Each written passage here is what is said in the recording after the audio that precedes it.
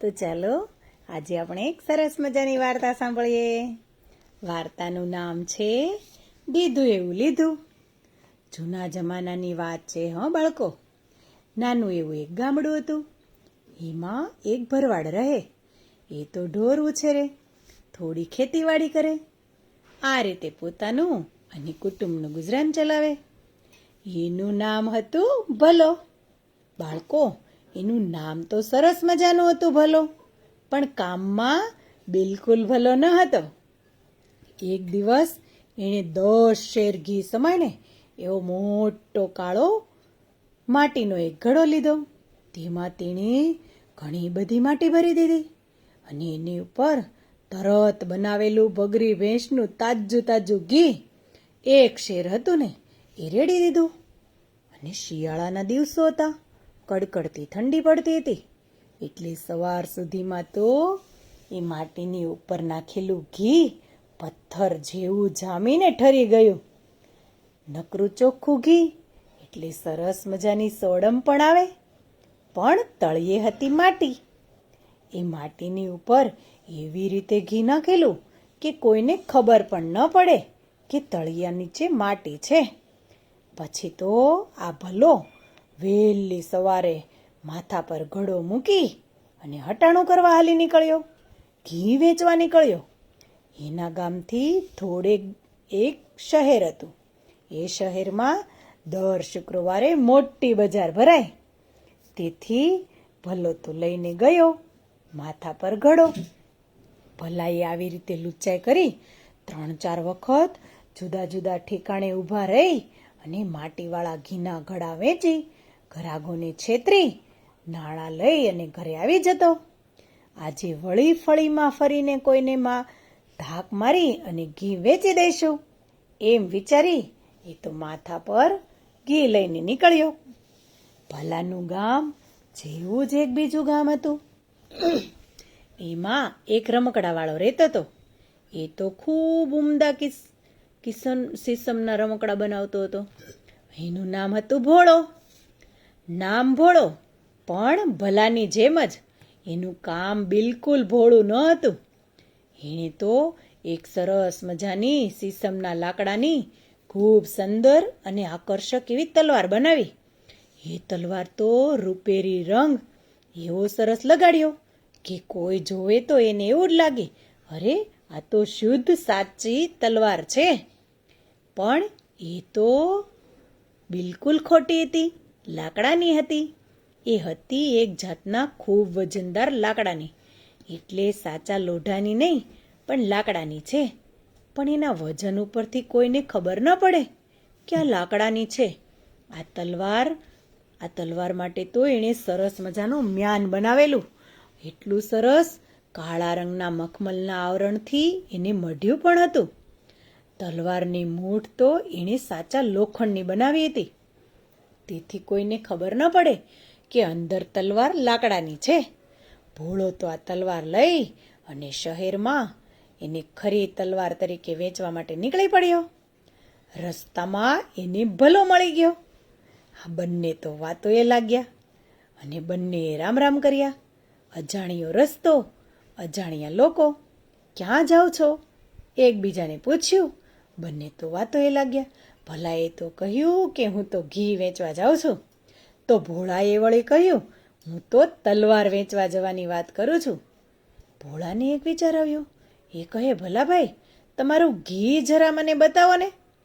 ભલાએ તો માથેથી ઘડો ઉતાર્યો, ઢાંકણ ખોલ્યું અને આ ભોળાને ઘી બતાવ્યું. અરે ઘીની તો સરસ મજાની શુદ્ધ જેવી સોડમ આવતી હતી. ભોળો તો ખુશ થઈ ગયો. એણે તો આંગળીથી ચાટીને જીભ પર પણ મૂકી જોયું. દાણાદાર કસદાર ઘીનો સ્વાદ એની જીભે રહી ગયો અને જરા હાથના પહોંચા પર ઘસીને સૂંઘી પણ જોયું. અરે આ તો 100% સાચું ઘી છે હો. એ કહે, ભલા ભાઈ, તમે પેલા વડના ઝાડ આગળ પંખીની પરબડી છે ને ત્યાં ઘી વેચવા ઊભા રહેવાના છો ને. જો મારી તલવાર જલ્દી વેચાઈ જાય ને તો હું એના જે પૈસા આવે ને એની હું તમારી પાસે ઘી લેવા આવીશ. તમે મને વેચાતો આપજો આ ઘીનો ગળો. આ બાજુ ભલાની પણ ઈચ્છા એવી હતી કે સરસ મજાની તલવાર છે ને એ હું લઈ લઉં. શેર ઘીના બદલામાં આવી સુંદર મજાની તલવાર મળે તો એમાં ખોટું પણ શું? અને બાળકો પછી તો બંનેએ એકબીજાના માથું ભાંગે એવા તો હતા જ. એટલે ભોળાને તલવાર બતાવતા કહ્યું. ભોળો કહે, આ મ્યાનમાંથી તલવાર કાઢી તમને હું બતાવું છું.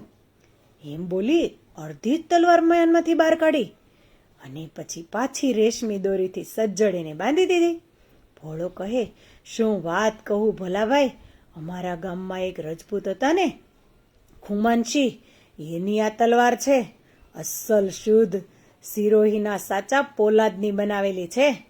તલવારવતી ખુમાનસિંહે કેટલાય ધીંગાણા ખેલ્યા હતા અને જ્યારે ઘરડા થઈને મરવા પડ્યા ને ત્યારે હું એનો મિત્ર હોવાથી મને એણે તલવાર ભેટમાં આપી છે.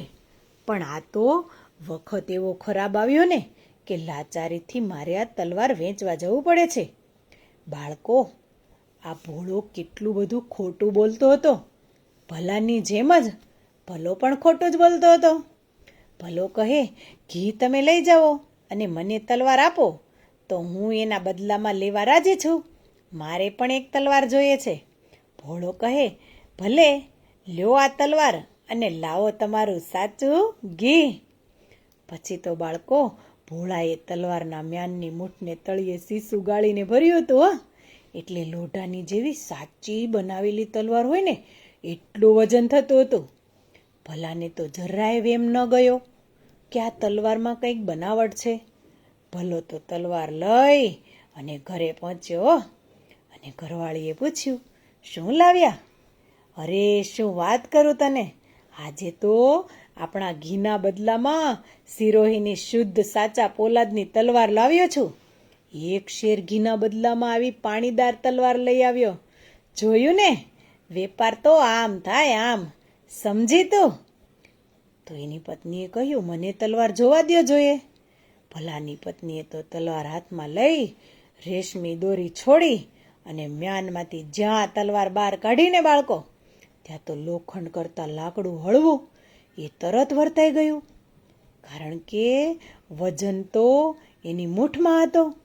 રૂપેરી રંગની બનાવેલી લાકડાની તલવાર ભલાની પત્ની તરત વર્તી ગઈ અને એ તો હસવા લાગી અને હસતા હસતા બોલી, સાબાશ મારા પતિ, દીધું એવું જ લીધું.